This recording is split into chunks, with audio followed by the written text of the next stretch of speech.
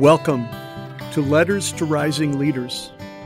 It's a podcast series about God, soul, love, and leadership. And I'm your host, Tom Mohr. If you're following along in my book, Letters to Rising Leaders, this is week 16, and the topic is the Sojourner. It doesn't take much looking around in this world to recognize all the reasons why we need a new generation of leaders to rise. And we don't just need any type of leader, right? We need leaders of goodness. Goodness doesn't just happen. It takes a soul journey. We have to do the work. And that is why I have referred in my book, in a couple of the letters, I show an image of a ladder, right? I call it the Disciplines of Goodness ladder. It has 7 steps. The first step is piety. In our relationship with God, we go deep into our souls and we begin to untangle all the soul knots that are standing in the way of us better appreciating God's purpose for us, His call that is leading us out into a life where we can be a contribution for Him. Now, in that ladder, piety leads to decency, our interactions with others when we begin to recognize the dignity and equal worth of every human being. Decency leads to civility, especially with those with whom we disagree. Civility leads us into charity, where we begin to see the diverse needs that exist around us and respond to those needs. A nation filled with charitable people is a nation more capable of nurturing and supporting sacred democracy, which balances God's twin gifts of equal worth and free will. And in a healthy democracy, of course, we become more capable of bringing moral clarity to our interactions with the world, which leads us into ethical diplomacy so that we can seek the peace.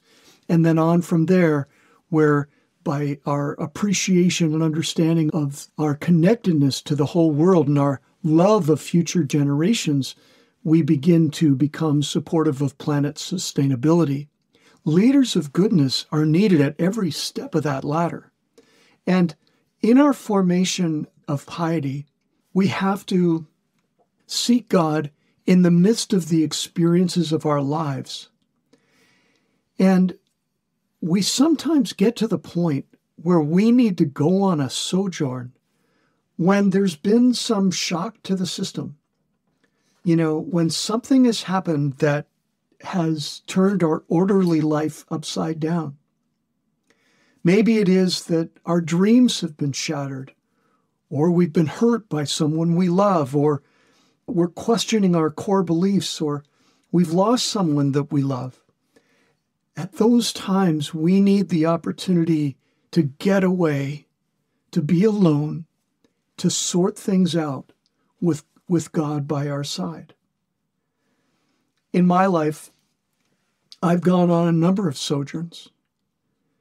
My trip around the world that I've spoken about previously, when I was 20 years old, after my second year of college, I took a year off and traveled around the world with a friend. That was a sojourn. Those 7 months were a time of deep self-reflection.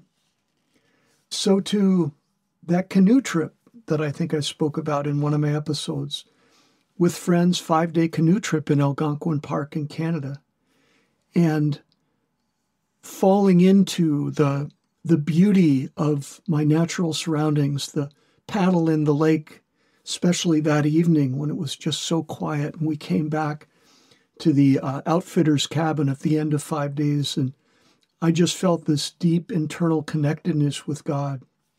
That was a sojourn. I had one weekend where I hiked and camped completely on my own for a whole weekend. My Cursillo retreat, where I went for 4 days off into a retreat and had a pretty transformational experience. Those were all sojourns, all a chance for me to sort things out, figure out the questions that I needed to wrestle with in my life.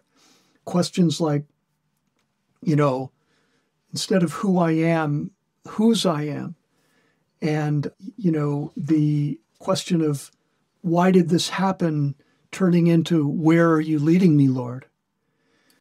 I encourage you, if you're in one of those places where you're trying to figure your own life out, to take some time to get away, to get alone, and to go on a sojourn with God. It can be a retreat. It can be a walk down the Camino de Santiago in Spain for that 40-day pilgrimage, or a Jesuit silent retreat. It doesn't matter. But I think if you have that experience, it will enable you to sort of get reclarified, get reordered, and ready to get back into the game of life. The song for this week is called Desert Walk, and it's about sojourns. Robert Berry joins me on instrumentals, and Robert and Kelly Kadlec join me in harmony. I hope you enjoy it. For Moses led his people out of Egypt for the promised land. But for 40 years they wandered round in the desert sand. The people grumbled at Moses and bucked at God's commands. So you're stuck here in your desert like the Israelites long ago. Your past feels like an anchor and your future's still unknown. And you're asking where is God, 'cause you feel like you're all alone.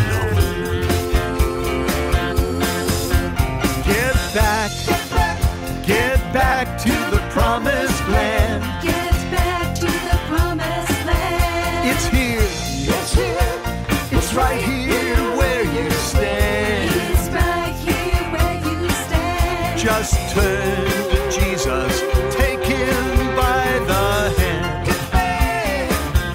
Get back. You've been picking through the wreckage of a life gone off the rails.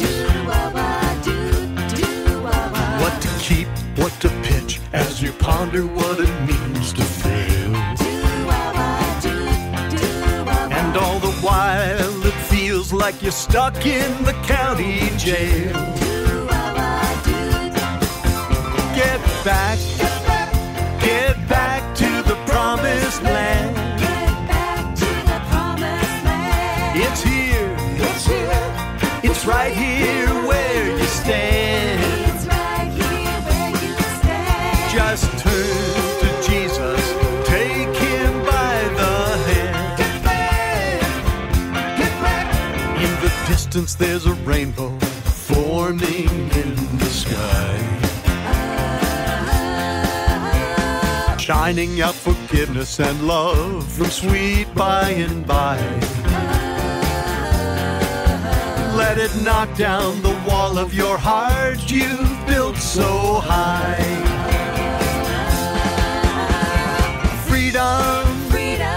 Freedom will come someday. Each step with Jesus will speed it on its way. Feel his love, his truth, his grace as you pray. Get back to the promised land.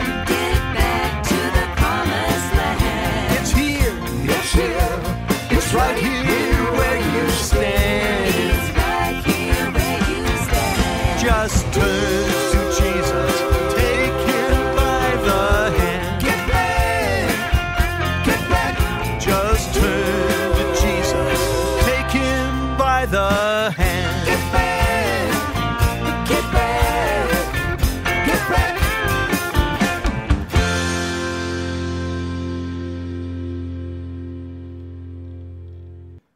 Just turn to Jesus and take him by the hand. Well, that's it for today. I hope you'll join us next week for the next episode in this Letters to Rising Leaders podcast series. As I say each week, leader of goodness, go in faith to love and heal the world.